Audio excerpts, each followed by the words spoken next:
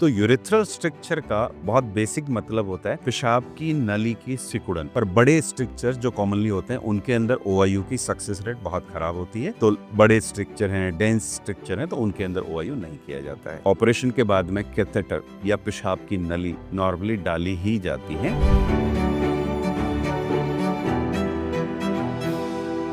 नमस्कार, मैं हूं डॉक्टर भंवर, कंसल्टेंट यूरोलॉजिस्ट, फिलिक्स हॉस्पिटल। आज हम बात करेंगे यूरिथ्रल स्ट्रक्चर और यूरिथ्रोप्लास्टी के बारे में। तो यूरिथ्रल स्ट्रक्चर क्या होता है और उसका ऑपरेशन जो यूरिथ्रोप्लास्टी होता है वो क्या होता है, किस तरह से किया जाता है और उस समय क्या ध्यान रखने की जरूरत है। तो यूरिथ्रल स्ट्रक्चर का बहुत बेसिक मतलब होता है पेशाब की नली की सिकुड़न। अगर हमारे पेशाब की जो नली है वो बीच में एक जगह से कहीं से चिपक जाए, सिकुड़ जाए, तो उसकी वजह से यूरिन की जो धार है, जिस स्पीड से यूरिन बाहर आना चाहिए उतना अच्छे से नहीं आ पाता है। तो नली की सिकुड़न की वजह से पेशाब की धार का पतला पड़ जाना इज यूरिथ्रल स्ट्रक्चर। अब हम इसमें क्या जांच करते हैं, तो इसमें कुछ रूटीन जांचों के अलावा एक होता है आरजीयू और एमसीयू की जांच होती है, जिससे हम स्ट्रक्चर की लोकेशन, स्ट्रक्चर का कैलिबर, स्ट्रक्चर की लेंथ, ये सब डिफाइन करते हैं और उसके बाद में ऑपरेशन तय किया जाता है कि किस तरह का ऑपरेशन होना है। बहुत सिंपल ऑपरेशन की बात करें तो ओआईयू या दूरबीन का ऑपरेशन जिसको बोला जाता है, बहुत छोटा सा पॉइंट स्ट्रक्चर अगर है तो उसके अंदर हम ओआईयू, लेजर ओआईयू ये कर सकते हैं। पर बड़े स्ट्रक्चर जो कॉमनली होते हैं उनके अंदर ओआईयू की सक्सेस रेट बहुत खराब होती है। तो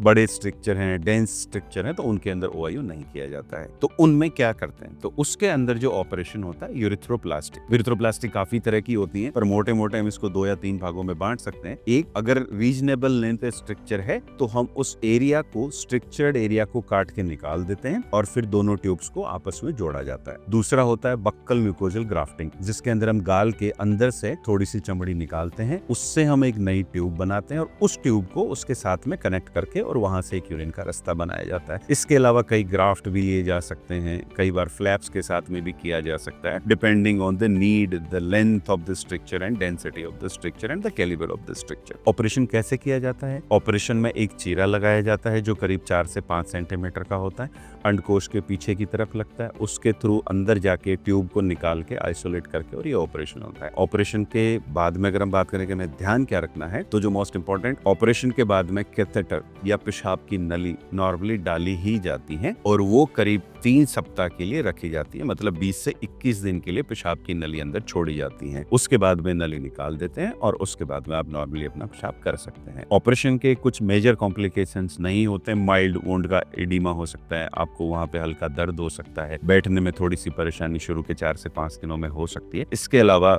मेजर कॉम्प्लिकेशंस इस सर्जरी के नहीं होते हैं। Are you worried about your health? Subscribe to the Felix Hospital channel for expert guidance and support. And if you are facing any health-related issues, book your consultation with Felix Hospital today.